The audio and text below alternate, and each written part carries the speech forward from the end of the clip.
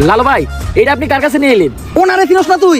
উনি অনেক বড় তান্ত্রিক, এই দেশে ওনার লক্ষ লক্ষ মুরিদ। উনি নতুন একটা বই লিখছে, বইয়ের নাম শয়তান ধরার গর্জন। যেই বই পইরা নতুন কইরা লাখ লাখ মানুষ তান্ত্রিক হইতাছে।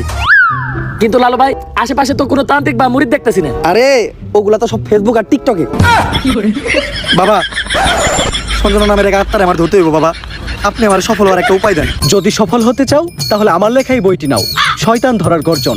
এই বইটি নেওয়ার সাথে সাথেই তোমার জীবনে থাকবে না কোনো অর্জন। আমি কথা দিয়ে কথা রেখেছি, শয়তান আসেনি তো ফিরে।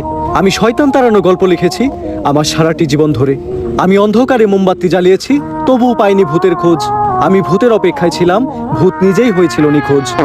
শয়তান ধরার গর্জন, পৃষ্ঠা নাম্বার 14। বাবা, এটা তো মন্ত্র না, ছন্দ কইলেন।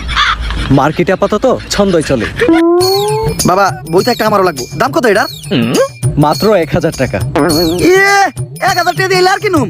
1000 টাকা হাতে নিয়ে ভূতের ডাক দিলে ভূত নিজেই চালতে লেগে পড়বো। 1000 টাকা এই বইয়ের দাম। এই বইয়ের বিশেষত্ব কি? এই বইটা আমি আমার নিজ হাতে লিখেছি। দেখি। আতেলে এত খারাপ? দেখি এই বইয়ের প্রথম পৃষ্ঠায় কি লেখা? মানুষকে ভোদাই বানানোর 100টি উপায়। 1000 টাকা দিয়ে 120টার এই বইটি নেন আর ঠাস কইরা ভোদাই হয়ে যান। এখন সফল হইতে গেলে তো এই বইটা লাগবেই। তো এই বইটা আমি নিয়ে গেলাম। বইয়ের টাকাটা? ওইটা আমি হোয়াটসঅ্যাপে পাঠাই দিব। গুরু, আজকের থেকে আপনার লেখা এই বইটা পইরাই আমার শয়তান ধরার যাত্রা করলাম শুরু।